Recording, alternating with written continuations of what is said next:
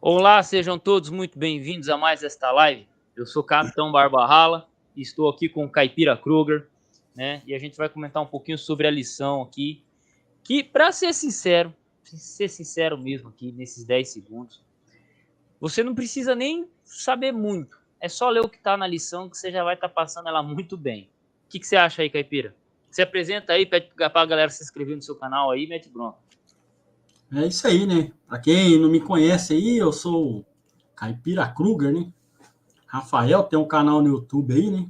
Quem quiser dar um apoio lá e assistir os vídeos, deixar os comentários lá, se inscrever, a gente agradece aí.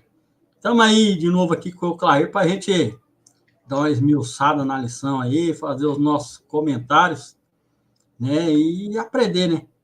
Passar um pouco daquilo que a gente sabe também aí para aqueles que estão, né? E nas suas igrejas aí, participando da escola sabatina. Aí, ó, Galvão já chegou na live, Braducoso também já chegou, valeu mesmo. Gente, vocês se inscreveram no canal do Caipira, tá? Vai estar na descrição do vídeo aqui, ó. Caipira Kruger. Ô, Caipira, temos que achar um nome mais da hora pra você, velho, porque é meio difícil de achar seu nome aqui no YouTube, hein? Né? Kruger ou Caipira Adventista, hein? Né? Devia se chamar o terror dos apologistas, né? É. Mas... Não, os caras daqui um dia já não conseguem achar mais meu canal. Coloca Rafael. Tem outro Rafael Gomes? Vamos ver se existe outro Rafael Gomes na internet. Vamos ver. Eu acho que vai ter, né? Rafael Gomes. Ih, rapaz, tem uma porrada de Rafael Gomes também. Deixa como Kruger mesmo. Rafael Gomes oficial. Rafael Gomes. Tem um Rafael Gomes com 14 mil inscritos.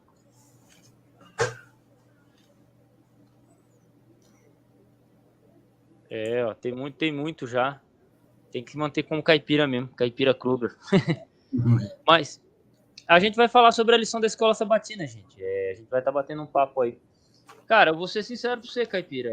Eu bati o olho nessa lição, falando sobre as duas testemunhas.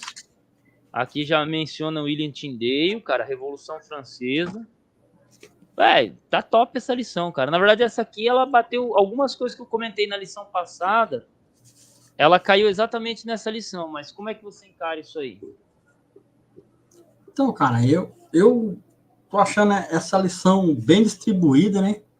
Os temas, né? Acompanhando a cronologia do livro Grande Conflito, né? Eu tô aqui fazendo a minha releitura do livro, né? Revendo aqui minhas anotações, né? E acabo percebendo que o autor, ele tomou cuidado de tentar deixar o mais esmiuçado possível, né? O mais fácil de digerir, né? Porque é como você falou, pelo menos aqui esse capítulo 6, mesmo que a pessoa não tenha uma profundidade histórica e escatológica do Apocalipse, se ela falar o que está aqui, já vai transmitir muito bem aquele que é o propósito da lição.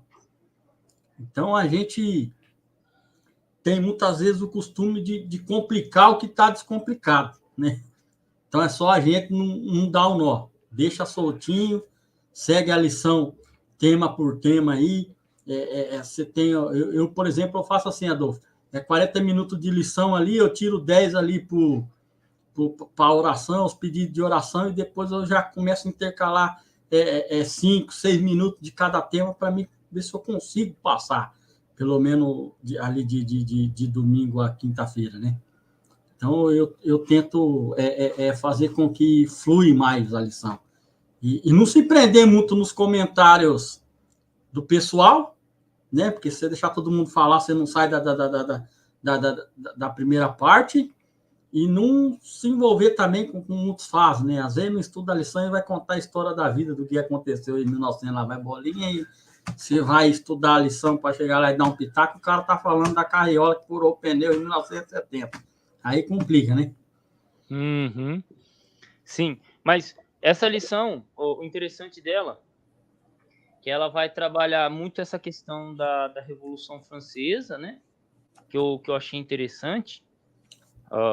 O som tá bom aí, né? Opa, o Isaías chegou. Ô, Isaías, ó, já aviso, hein? Pra semana que vem, chapéu de palha, hein? Senão não entra na live, hein? Todo mundo a lá caipira. Nós somos a embarcação dos chapéus de palha, hein? Então já achei o nome aqui pra live, né? Mas, como eu tava comentando aqui, você tem 2 eixos essa lição.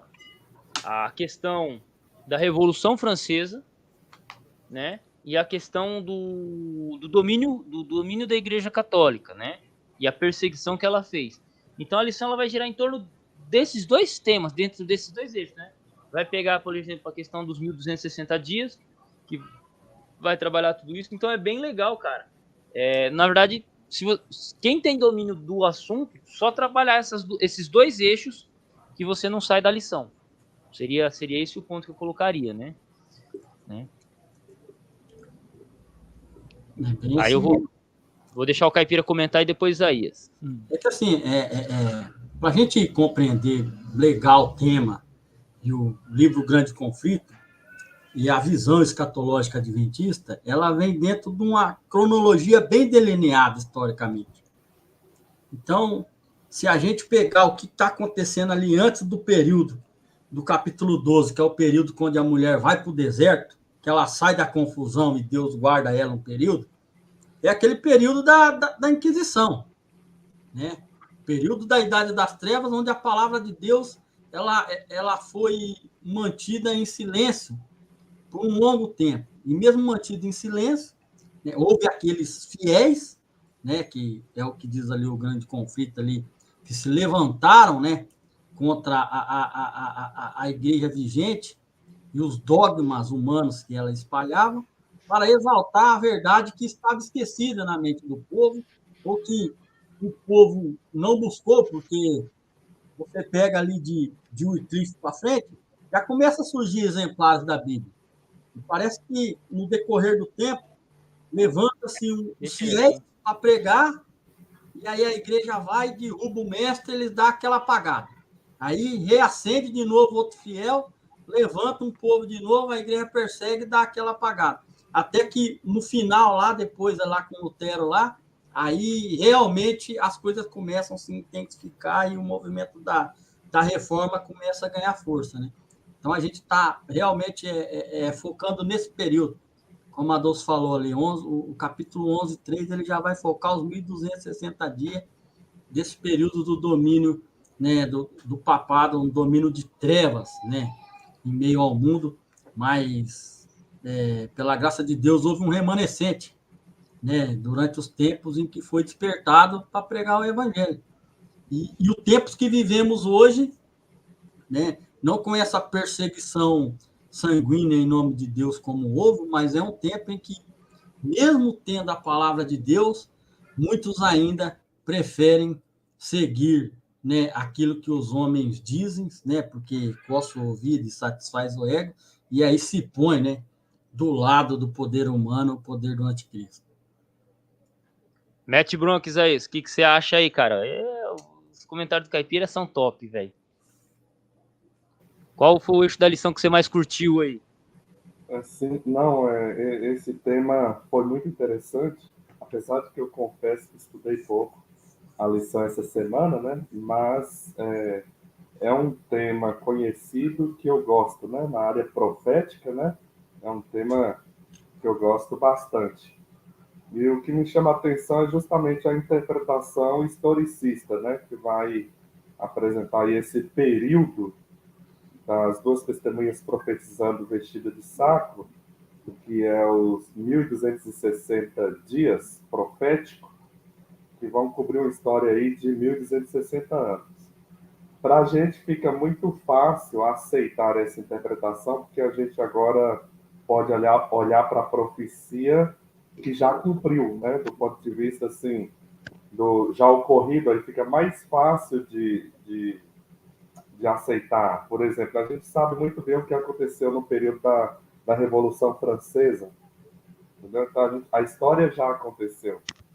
E também aquele momento lá que tem o golpe na Igreja Romana, né? E o general de Napoleão vai prender, né? O líder supremo da Igreja Romana. e você tem um momento que bate certinho com a profecia, e isso acontece no ano de 1798. Então, aí fica muito fácil, né? Agora a gente pode só fazer a conta inversa. A gente sabe, não, os 1260 dias proféticos terminaram em 1798, então tem que ser daí para trás.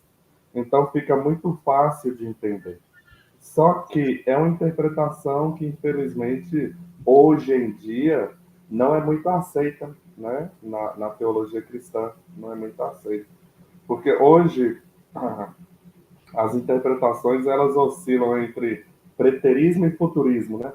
Ou tudo do Apocalipse cumpriu lá no passado distante, ou tudo vai cumprir no futuro, né?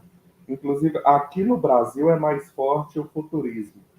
Então, esses 1.260 dias, 3 anos e meio, né, eles jogam para o futuro. É alguma coisa que ainda vai acontecer no futuro. Tem gente que acredita ainda que as duas testemunhas vão ser literalmente profeta Elias e Moisés, que vão vir no futuro, na tribulação futura, né? Então tem esse negócio aí.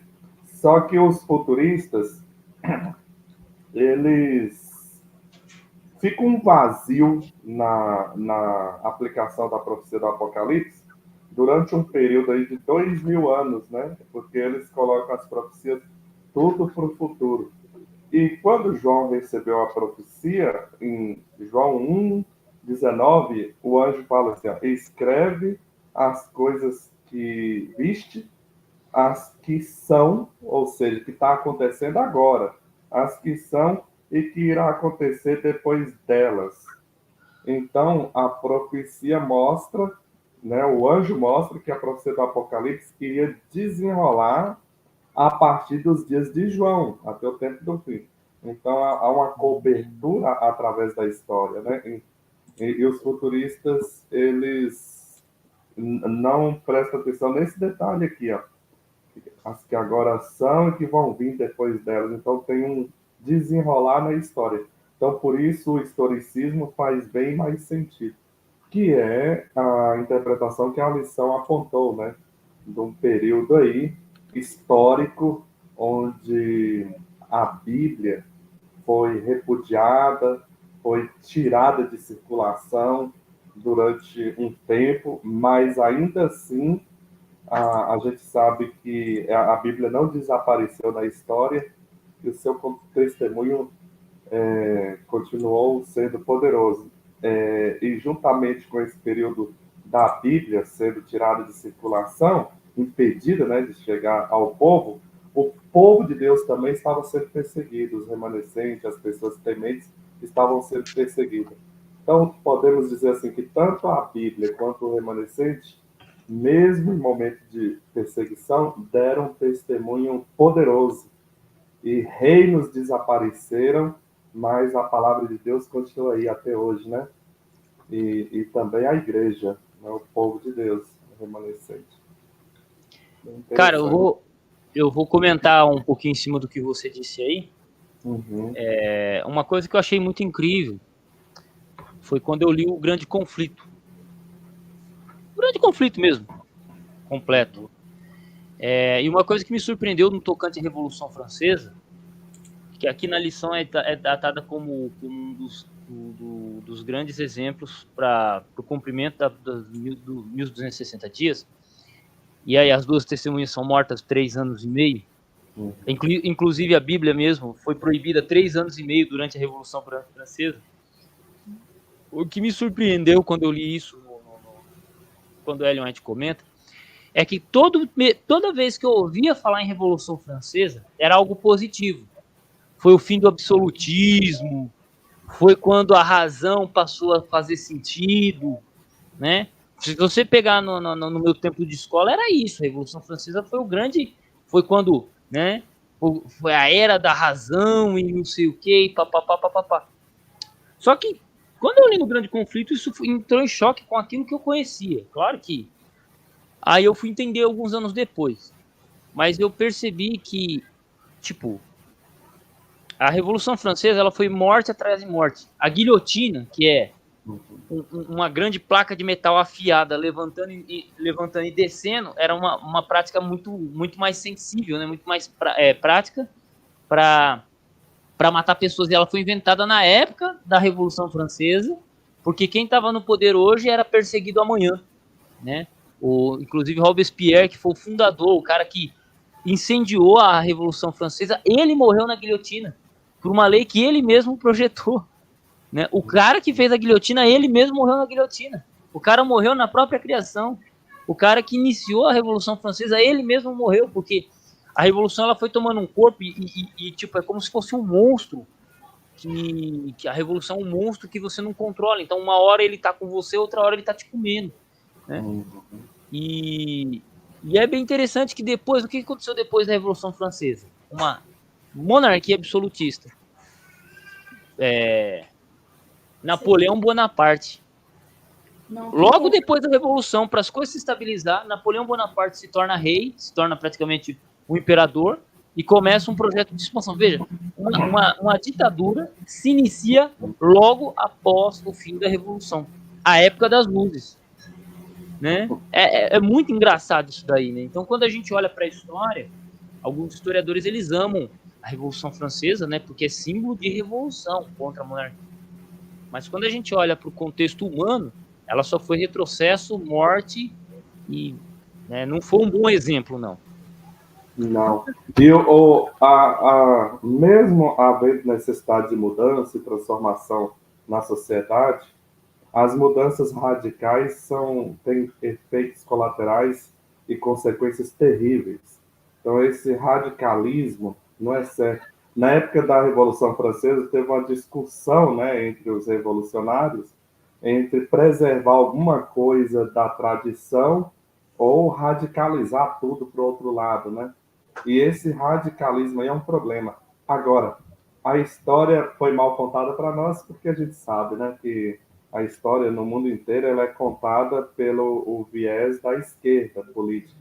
Então, eles pegam as revoluções e utilizam como símbolos da causa esquerda. Esses dias, no Carnaval, uma escola que representou o cangaço ganhou, né? Não, acho que não foi esse ano, foi no ano passado. Assim, foi passada uma imagem de que o Lampião era a melhor coisa para o Brasil, o Lampião, cangaço. E o viés da esquerda gosta muito, né, de pegar esses eventos e colocar como símbolo das causas, das lutas sociais. Fizeram isso com o Lampião? Fizeram com o Lampião. Pelo Lampião é promovido como um símbolo da esquerda. Quando a Coluna Prestes caminhou, né, em 1930, teve a Coluna Prestes, que foi uma marcha feita por comunistas, né? E eu tô saindo da lição, mas já vou passar pro Caipira. A gente vai voltar. Uma marcha pelo Brasil, né? E quando eles estavam chegando perto do Nordeste, o governador do estado do estado lá ligou pro padre Cícero. E o padre Cícero falou assim: ó, gente, vocês querem resolver o negócio? Dá arma pro Lampião que ele acaba com essa coluna Prestes aí, com essa coluna comunista fácil. O que aconteceu? Lampião se tornou comandante das forças militares ele trabalhou pro exército, meteu o pé nos comunistas e depois ele largou o exército. Tá vendo? Como é que pode, né? Mas o que acontece? São usados. Quando tem esses eventos que beiram a revolução, é utilizado pelos formadores de opinião da história como uma coisa positiva. Mas durante a Revolução Francesa, você vai ter os extremos acontecendo ali, né? Os extremos acontecendo. Coisas terríveis, né? Aconteceram. Inclusive, a gente tem, pelo Espírito de Profecia, né, uma orientação para exercer nosso direito de escolha na política, de sempre optar pelos partidos de direita. Porque a esquerda, com o comunismo, ela já vem corrompendo o povo já de muitos tempos atrás, né? E tem duas coisas boas que aconteceu na época da Revolução, Adolfo. Uma é a ferida mortal e outro é aquilo que traz a Bíblia para nós hoje, que é o início das sociedades bíblicas, né? E duas coisas ruins que aconteceu é a imoralidade, a sensualidade, né? E a rejeição a Deus, né? Que é o que está acontecendo hoje, né? Ali tem a ver também um pouco com o início do iluminismo, mas, na verdade, o que o homem quis, como você colocou aí, não é apagar Deus da memória, porque isso é impossível, porque a Bíblia diz que Deus colocou a eternidade no coração do homem. Mas é realmente um ato de revolta, rebelião contra Deus, de dizer que não é que o ser humano não precisa dele, mas que o ser humano quer viver da maneira como bem quis, né? Para quem estudou um pouco da história ali, eu assisti o filme na Netflix lá sobre Luís XV, acho que é, da época lá, dessa época aí, e também tem um outro lá que vai contar a história de uma mulher lá que casou com o rei da Inglaterra também, que ele se sujeitou, né, aos dogmas de Roma e acabou essa mulher sendo morta também. É um filme legal sobre esse período aí. Mas no contexto que a lição nos ensina e a visão adventista historicista da Bíblia quer nos ensinar é que, mesmo como dizem os protestantes, né, que o texto é claro em se referir ao tempo em que futuramente Moisés e Elias poderá vir, né? A lição ela mostra uma parte que eu achei excepcional, que é aquilo que a gente deve atentar, né? Mesmo que a referência primária seja Moisés e Elias, a gente não deve se esquecer que eles fizeram o que fizeram, porque a palavra de Deus, né, era aquilo que guiava a vida deles. Então, o que a Bíblia quer nos mostrar? Né? Que aquilo que testemunha de Deus e Jesus Cristo e os feitos de Deus na história é a sua palavra. E mesmo que ela venha a ser perseguida novamente, né, Deus sempre vai ser o seu remanescente aqui para se levantar e dizer, se não for de acordo com o que está escrito aqui, o assim diz o Senhor, o ser humano pode fazer o que quiser, que o povo de Deus vai estar firme, né? Levando a verdade aí como guia e norma de fé, né? Da hora. Mete bronca, Isaías, ó. Que o Caipira falou aí, assinado embaixo, rapaz. Exatamente. E complementando aí, aquele período dos 3 anos e meio, que é um período que vai ser o ápice, né, desse testemunho profético, no final do período dos 1260 anos, tem um ápice ali de ataque à Bíblia, que são esses 3 anos e meio ali na Revolução Francesa, quando toda hora eles aprovavam uma lei diferente, né? Em algum momento resolveram anular a religião, né? E a Bíblia, né? Que foi justamente um momento aí que vai durar 3 anos e meio. E a história diz que foi um dos momentos assim mais imorais e de maior assim violência na história da França. Você vai ter um aumento, né, muito grande da imoralidade, da violência, a tal ponto que não durou muito. E o próprio governo, os próprios políticos reconheceram a importância da religião, a importância da Bíblia. 3 anos e meio depois, eles voltam atrás e a validar a importância da Bíblia para a formação de uma sociedade mais justa, né, honesta, né? E aí, igual o Caipira falou, né, a Bíblia volta com toda a força, né, a todo vapor, agora sendo espalhada por todo mundo, né, desenvolve as sociedades bíblicas, a imprensa agora já está também bastante evoluída, né, e você vai ter as páginas impressas, mas antes disso foi difícil, parecia que a Bíblia iria desaparecer da história, né. Esses dias eu estava vendo um pouco a história de William, eu não sei se eu vou acertar pronunciar o nome dele, mas eu acho que é o William Tyndale, Tyndale, é isso mesmo, William Tyndale, né? Escreve Tyndale, mas pronuncia Tyndale, né? Então, William Tyndale, inclusive foi contemporâneo de Martinho Lutero, a primeira Bíblia que realmente espalhou para a massa mesmo na Inglaterra foi ele que fez, na Bíblia de William Tyndale. Mas ele foi muito perseguido, né? E as Bíblias que ele fez no início também foram queimadas. Ele viveu como um andarilho, né? De cidade em cidade, escondendo para não sofrer o martírio. E, infelizmente, no final ele morre, né? Foi queimado na fogueira, o William Tyndale. E a história diz que só sobrou um único exemplar das Bíblias dele. Logo que ele foi queimado, queimaram todas as Bíblias também. Então, para você ver, chegou um momento de circular em inglês uma única Bíblia na Inglaterra, né? Aliás, antes nem tinha, né? Porque não existia a Bíblia na língua do povo, né? E o William Tyndale foi o primeiro, né, que Deus usou nessa ideia de levar a Bíblia na língua do povo para as massas, né? Eu acho que eu não domino muito a história, mas parece que teve alguma coisa de uma Bíblia aí antes. John Wycliffe. O Wycliffe Isso. fez uma tradução do latim, mas na época não tinha imprensa, então ele não conseguiu. Aí o Tyndale ele já conseguiu por causa da imprensa que divulgou, e era uma qualidade melhor até, mais fácil. Isso, então a outra ficou mais assim na universidade, na biblioteca, a dele foi para a massa mesmo, né? Para o povão, né? Então foi um momento histórico. Mas teve um momento de ficar só uma unidade dessa Bíblia. E, inclusive a Bíblia do William Tyndale, se eu não me engano, a King James é como se fosse a continuação dela, é uma nova versão dela,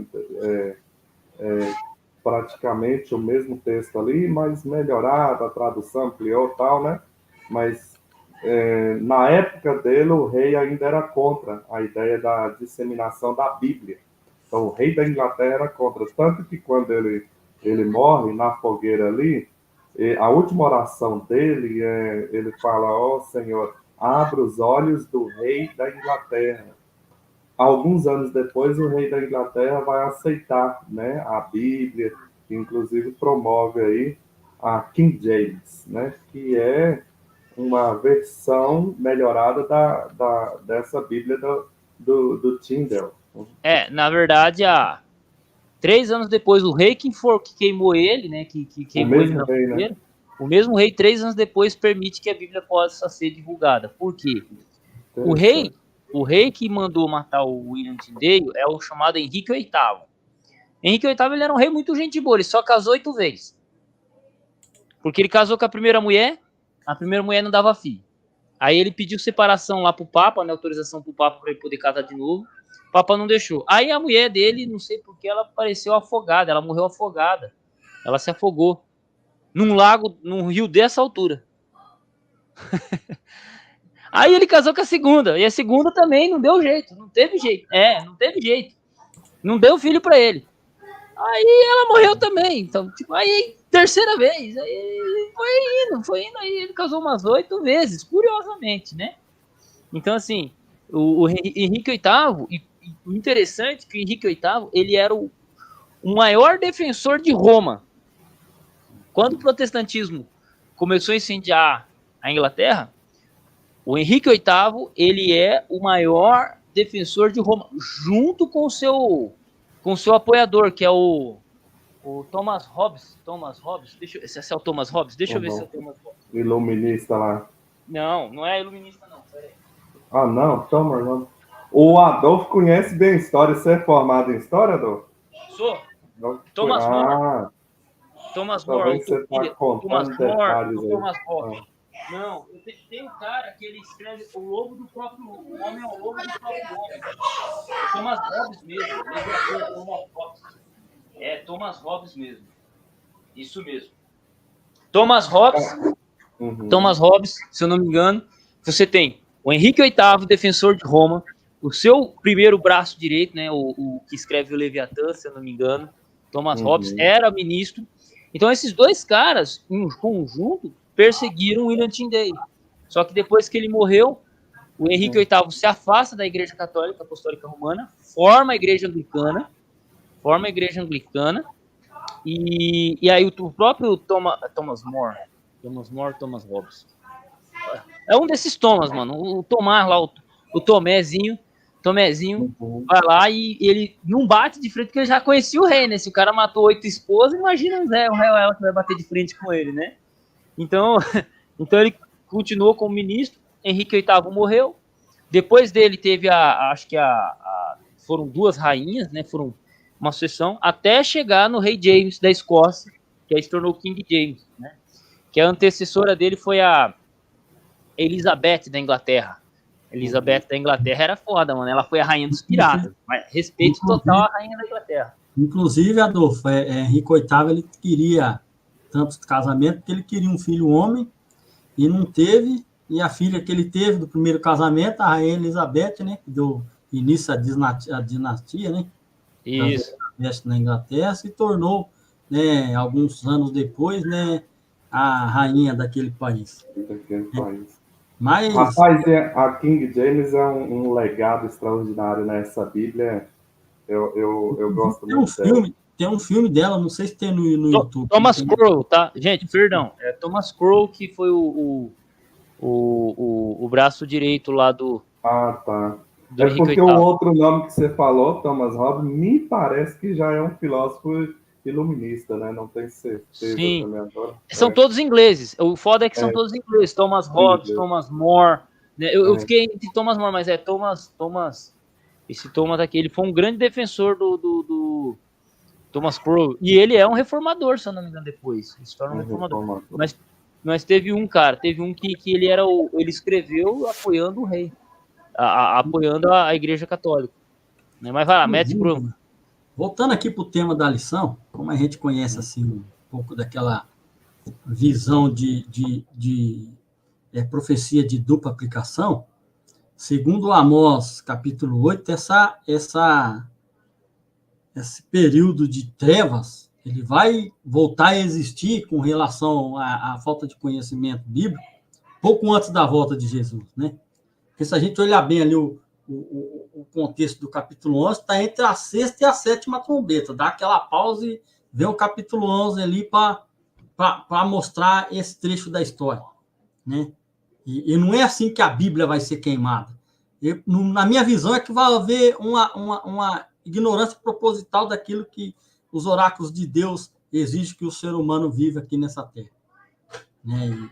E esse relato tem o intuito de nos mostrar isso aí, né? Porque a 7ª trombeta, né, que é o anúncio das festas, dos tabernáculos, né, a volta de Cristo, a nossa morada com Deus, segundo 1 Coríntios 15, 52, né, já está ali no limiar final da história.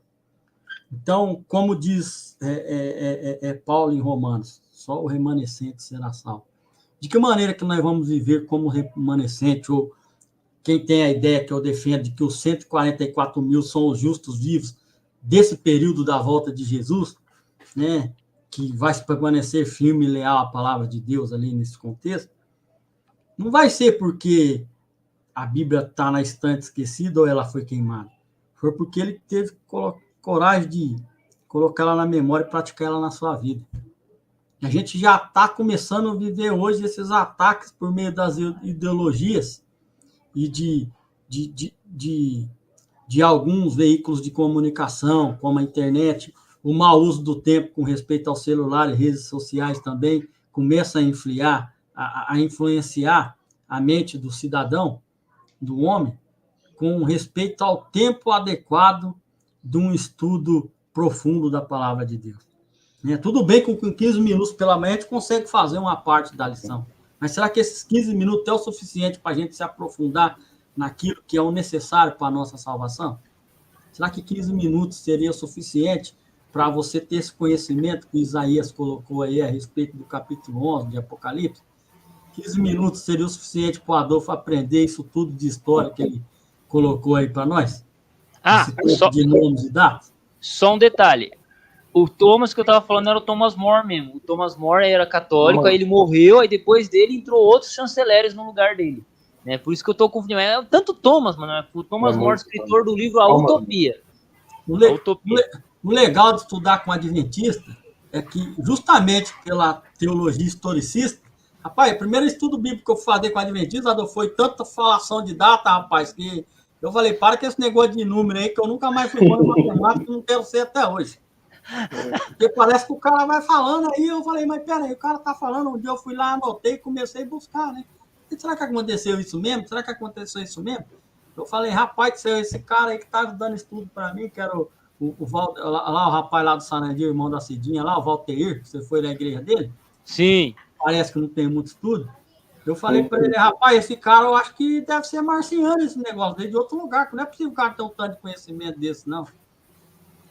Mas a parte interessante que a gente tem que focar é isso aqui. Qual é a importância em que as testemunhas de Jesus, a sua palavra, tem em nossa vida para iluminar os nossos caminhos? Porque não adianta você ter a lâmpada, capilha e não ligar o botão, né? Não vai te servir para nada. Ou você ter uma de bateria e não põe ela para carregar. Então, em meio à escuridão, ela vai te deixar na mão. E hoje, quem está vivendo em meio à escuridão, como diz Paulo, tem que viver como o quê? Como filhos da luz. Jesus nos chamou a gente nesse mundo para ser luz. E a gente só pode ser luz se viver de acordo com a palavra dele. É verdade. Jesus falou também da casa edificada na rocha e a casa edificada na areia, né?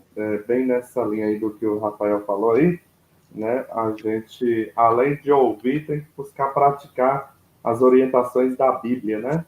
Para sermos casa edificada na rocha, né? E a Bíblia é a nossa única regra de fé, sem dúvida, né? E nós também devemos colocar em prática as palavras nela reveladas. E uma coisa que o Rafael falou aí que eu queria complementar, Adolfo, é sobre a perseguição à Bíblia. Uma coisa que a profecia já garantiu para nós: a missão será cumprida. As duas testemunhas vão cumprir o propósito dela, né? Então, mesmo debaixo de perseguição, ela cumpre o propósito. É igual a igreja remanescente, né? Nunca vai desaparecer, cumpre o propósito. Agora, eu concordo uma coisa, que no finalzinho, quando o propósito estiver cumprido, o mundo vai ficar entregue ao maligno, né? Ao mal, né? O Rafael falou aí um pouco de um momento final que a gente tem também, uma dura perseguição final. A história, ela serve de exemplo para nós também, né? Os últimos eventos serão rápidos, né? No passado, as coisas aconteceram em longos períodos de tempo.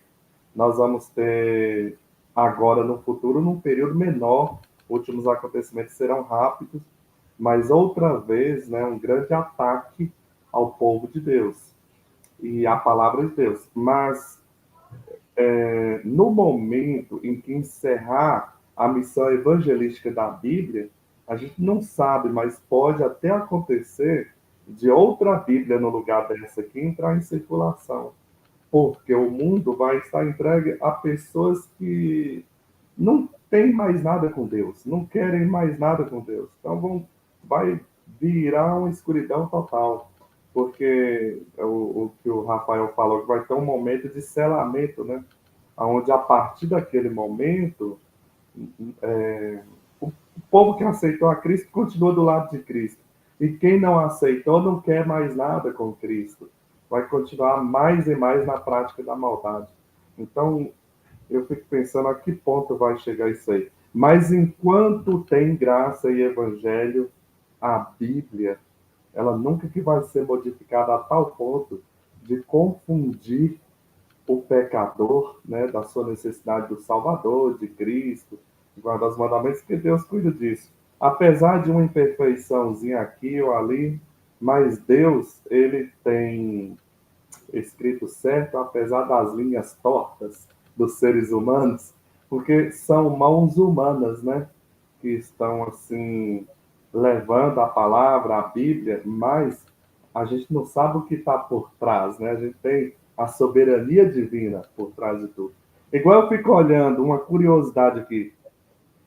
Olha que interessante, surgiram duas escolas que uma briga contra a outra em relação à questão da Bíblia, né? Tem uma escola mais tradicional, conservadora, e tem uma escola mais liberal em relação à Bíblia, tanto interpretação quanto as traduções, as versões da Bíblia. Isso aí vai acontecer no mundo acadêmico, né, entre os teólogos, e também nas publicações de Bíblia. Você vai ter as sociedades bíblicas, as mais famosas, uma é oposição da outra. Uma, por exemplo, uma prioriza mais quanto mais a interpretação literal da Bíblia, melhor, quanto menos mexer com a atualização, melhor, né? Então você tem essa escola. E você tem a outra que quer, não, vamos atualizar, vamos adaptar a linguagem. Então, é engraçado que as sociedades bíblicas, elas também, uma segue uma escola e outra. Mas isso não é à toa. No final, é tudo ser humano imperfeito e falho. Mesmo esses doutores da Bíblia, é tudo falho. Mas tem um proveito para a causa de Deus nisso. Porque se tivesse uma só, ia desembocar para o erro de uma forma terrível. Agora, como tem duas, uma policia a outra, uma policia a outra. Igual outro dia, eu vi, por exemplo, aquele Daniel Wallace, não sei se você já ouviu falar, um dos maiores conhecedores de línguas bíblicas, né? Principalmente do Novo Testamento, Daniel B. Wallace. Ele é da escola mais liberal.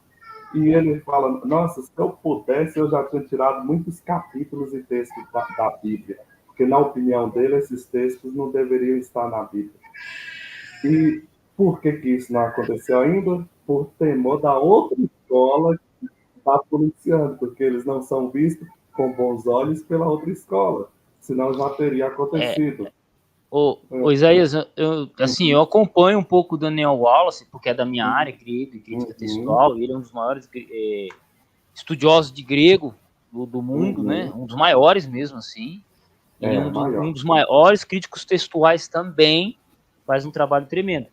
Eu acho que você interpretou, pode ser que eu esteja equivocado, mas assim, eu acho que você interpretou um pouquinho errado a piada dele. Porque tem uma passagem, eu acho que o versículo que você está comentando aí é aquele versículo que fala sobre jejum.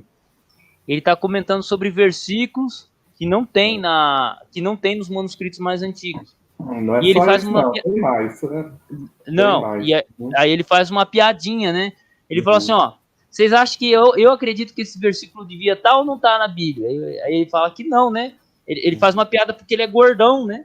Aí falando, ele queria retirar o versículo bíblico que falava de jejum, entendeu? Então, assim, ele faz uma brincadeira.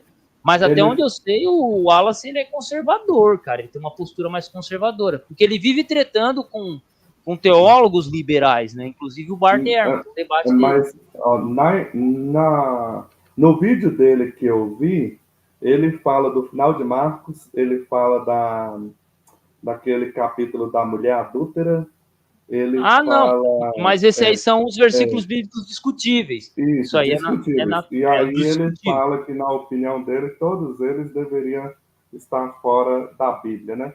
E também a questão de versículos. No vídeo que eu vi, ele fala ele coloca num pacote muita coisa.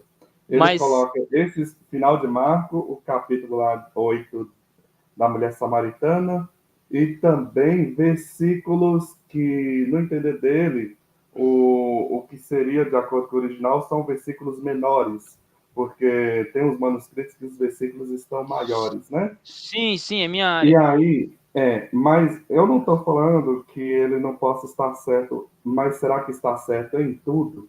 E o fato de ter outra escola que está policiando, apontando... Eu acho assim, que no final todo mundo é imperfeito, a verdade absoluta só Deus tem, mas uma escola ajuda a policiar a outra, no sentido de não cometer excessos, né? Exageros. Ah, sim, mas o que o Daniel Wallace menciona no tocante a remover o versículo bíblico, isso já acontece desde o tempo de Westcott e Hort. Hort já fez isso. Que Hort depois se tornou o texto dele se tornou o padrão, influenciou o Nestle Aland, que é usado pela Sociedade Bíblica do Brasil, né? Isso é assunto para grego e crítica textual. Eu entendi o que você quis dizer. Mas, no assim, fundo, sem entrar nos detalhes, né, que eu nem domino, eu só quero dizer assim, que Deus usa instrumentos que, às vezes, uns estão contra o outro e, no final, tem alguma vantagem nisso aí. Seria melhor do que existir um lado só, né, que poderia ir para um extremo aí de equívocos muito, muito maiores. Então, são instrumentos imperfeitos e estão contrabalanceando, e aí, no final, a palavra de Deus passa no meio disso. E os desígnios de Deus são cumpridos. Não, perfeito. Eu tô percebendo que nós estamos com duas pegadas aqui, gente, na live aqui. O Isaías, ele tá mais preocupado em falar das escolas proféticas nessa pegada, e o Caipira, ele tá pegando mais o contexto dos acontecimentos, né, de perseguição, por aí vai, principalmente menção das duas testemunhas. Por isso que nós estamos tendo esse contrabalanceado aí, né? Eu tô tentando encaixar os dois, tô tentando achar tô tentando ser a cola que liga esses dois aí, mas é isso aí. Batemos 46 minutos de live. Caipirão, qual é um ponto que você não deixaria passar essa lição, velho? Pelo que eu entendi, eu acho que o ponto principal, além de a gente louvar e agradecer a Deus por termos a Bíblia hoje em nossos lares, né, de uma maneira livre, o ponto principal é que o final do capítulo, para mim, ela aponta o seguinte, que mesmo a despeito das dúvidas e erros e acertos, o evangelho eterno que ele é anunciado pelo povo de Deus. O evangelho eterno é um evangelho que ele nunca mudou. E o despertar para a perseguição da igreja foi a descoberta das verdades bíblicas. Tanto que quando a gente vai aqui para o final, ali, quando vai falar da sétima trombeta, ele vai falar de exaltação a Deus, o domínio de Deus e sua soberania, e vai falar que o santuário de Deus foi aberto. E ali foi visto a Arca da Aliança. E a gente sabe que tem dentro da Arca da Aliança. E é essa notícia, esse evangelho, que os 3 anjos aparecem pregando ali. Qual que é o recado que a gente tem, então, para deixar para o povo hoje? Que mesmo que eu viva em trevas, na escuridão, com falta da luz, embutido da Bíblia, debaixo do braço ou na minha estante, ainda há uma esperança para mim. Porque Deus não deixou eu sozinho nesse mundo para viver em meio a trevas. Tem as pessoas que podem iluminar o seu caminho. Tem aqueles que são tidos como os profetas de Deus, os anjos celestiais que estão levando a Bíblia de acordo com assim diz o Senhor. Então, a gente pode, em qualquer momento da nossa vida, despertar. Porque a porta da graça, ela fecha em 3 momentos. Na sua morte, na blasfêmia contra o Espírito e na volta de Jesus Cristo. E o que faz a gente não morrer é a certeza que estamos vivos. Porque para morrer basta estar vivo, não é isso o recado? Mas, enquanto não blasfemarmos contra o Espírito, a luz de Deus pode nos alcançar a qualquer momento, para que a gente possa estar em pé no dia da volta de Cristo, seja no final da história pertencendo aos 144 mil, ou levantando do túmulo para abraçar o nosso Salvador nos ares. Então, o que eu vejo a respeito de tudo isso que a lição tem nos colocado, como diz o último tema da lição, que independentemente do meio do seu esforço, a verdade vai triunfar. Porque aquele que está na frente, ele não é corrompido de pecado como nós. Ele é aquele que, além de vir e oferecer o seu sangue na cruz do Calvário, não nos deixou órfãos, deixou o seu Espírito e a sua palavra. E Tito 2, verso 13, diz que no momento em que Jesus vinha, obviamente que a palavra de Deus enraizada no coração, o Espírito Santo, né, habitando nos crentes, volta Jesus, os anjos e o Deus Pai com ele, a nuvem dos céus, para receber os súditos da terra. E para que isso possa acontecer na nossa vida, a gente deve desejar ser fiel a Deus a cada dia. Como diz, né, um famoso treinador de futebol, além de matar o leão, a gente tem que matar o fiote dele. Né? A frase de Lutero é que ele se batizou, mas depois descobriu que o maldito homem aprendeu a nadar e ele tinha que se converter a cada dia. Então, acho que é isso que a gente tem que ter em mente. Né? Buscar o conhecimento e, acima de tudo, viver esse conhecimento que nós temos adquirido ao longo do tempo. Isaías, que ponto você não deixaria passar de jeito nenhum da lição, cara? Assim, é a pergunta que eu gosto de fazer para qualquer professor de escola sabatina. Justamente o final ali, né? Onde mostra as duas testemunhas ascendendo ao céu. Realmente, o Caipira até comentou o triunfo da mensagem bíblica, né?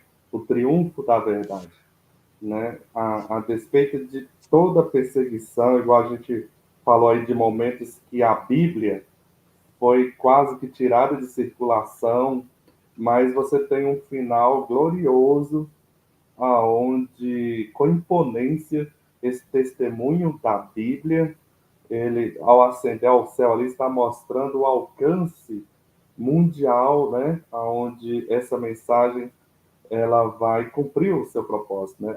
Todos os ataques à palavra de Deus não surtirão efeito, né? Porque está assegurado na profecia, né? Que a mensagem vai cumprir o seu propósito e de uma forma magistral, porque do jeito que a Bíblia mostra os momentos finais, o triunfo será da verdade. E aí, meu amigo, né? É estar do lado da verdade nessa hora, do lado de Deus. Nesse barquinho aí, né, que nós devemos estar para a gente triunfar junto, né? Temos que estar aí no barco da Bíblia, né, da palavra de Deus. Esse ponto aí é o que eu achei de interessante, né, nesse estudo. Perfeito. Eu não posso deixar passar a frase de Voltaire, né? O que 12 homens fundaram a religião cristã, eu sozinho vou desconstruir. Aí sabe o que acontece? Voltaire morre, 50 anos depois, a Sociedade Bíblica de Genebra compra a casa dele e transforma num depósito de Bíblia. E aí a Sociedade Bíblica de Genebra passa a fazer parte da Sociedade Bíblica Internacional e a casa de Voltaire passa a ser sede da distribuidora de Bíblias para toda a Europa. O homem que falou que ia destruir o cristianismo não conseguiu. Não conseguiu. Após sua morte, a casa dele ironicamente, se torna um centro de distribuição bíblica. Curioso, não? Curioso. Acho que foi proposital, né? Deus fez isso já. Exatamente. Igual aconteceu com os revolucionários franceses. Eles quiseram destruir a Bíblia, impor uma outra religião, e o que aconteceu? 3 anos e meio depois, foram derrotados, né, pelo Napoleão Bonaparte, o qual restaurou a monarquia. Pronto, acabou. Né? E aqueles revolucionários foram mortos pela sua própria revolução. Né? O problema de toda revolução é isso, a gente nunca sabe onde vai dar. Mas, gente, temos 53 minutos de live, temos aí, agora é 9h52. Caipira, te dou 3 minutos, igual a lição, você tem 3 minutos e meio para falar a sua última fala. E depois o Isaías vai ter 3 minutos e meio também para a fala dele. A última fala que eu tenho para deixar é que aproveitemos, né, a Bíblia, o maná, enquanto ainda ele existe, né? Que, como diz no livro de Josué, que ao eles chegarem ali para botar o pé na terra prometida, o maná cessou, vai chegar uma hora que para a gente vai ser tirado, né? Então, a gente tem que aproveitar esse tempo, aprender enquanto ainda é dia, porque a gente sabe que num momento cômico da história, né, o inimigo vai se levantar de maneira mais feroz e aí a gente vai ver quem que é quem, né?